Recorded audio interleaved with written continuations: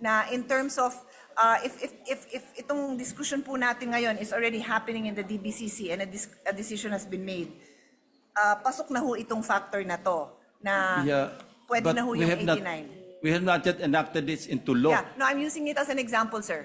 Yeah. I'm using it as an example na if today the law had already been passed and you and I, in fact, are the DBCC members who are on the now assumption that looking at naipasa it. na. Opo, Okay. opo, yeah. Thank you for that clarification. Ang point ko is napasa na, tapos tiningnan nila, uy, as of now, nag-exceed na ng $80 per barrel, then they decide to recommend.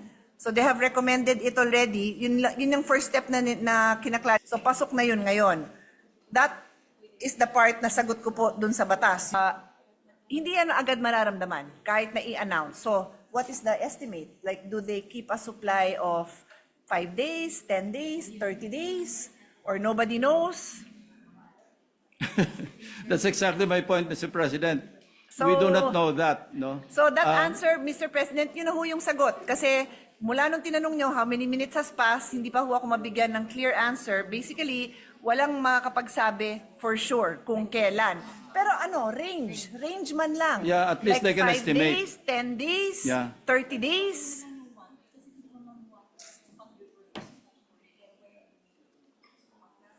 Importante ho yung tanong nyo kasi at the end of the day, it's how people will perceive this, the value to them of this passage of the bill. And if I may just add and fill in the silence as we wait for the answer, this is 136 billion of foregone revenue. What? So kailangan maramdaman ng tao. Yes.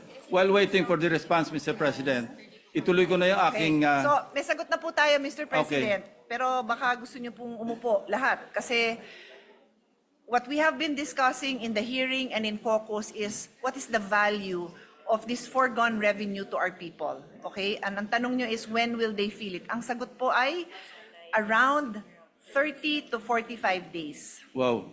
After the 1-month period. After the ng monitoring. Yes, after the decision has been made. So Yes. the monitor, there are the numbers are there for the recommendation to be made 30 to 45 days after the suspension. So the people or the consumers will have to wait for 2 months and 15 days.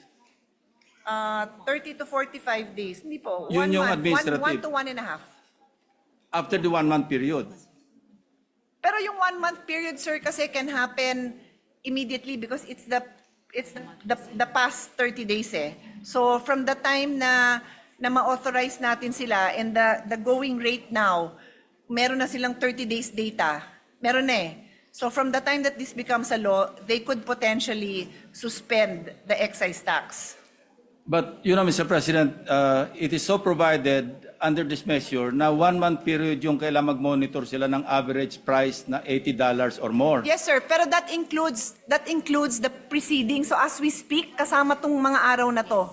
Hindi natin kailangan ipasa tapos saka sila magbibilang ng 30 days. Kasama po ang immediately preceding.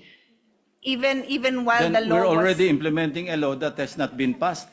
No, you are looking at the data in the immediately preceding days, and the law is clear. As long as clear ho yan sa batas na what 30-day period are we looking at.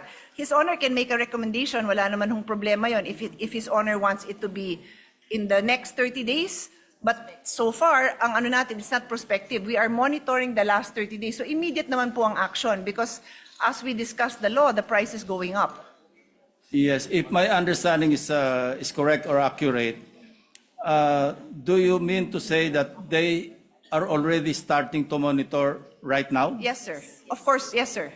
That is That's my accurate, point. Mr. President. Wala pa yung batas, ini-implement na natin kasi nagmo-monitor na Ay, hindi sila. po. They cannot implement because we have no law that authorizes any suspension. But it is their job to monitor. Job naman po ng DOE yun. Yeah. Nasa batas naman po nasa mandate po ng DOE for them to monitor. Okay, I will not belabor that point, but ang proposal ko po is, kung kaya, no, baka pwedeng iklian natin yung 1-month period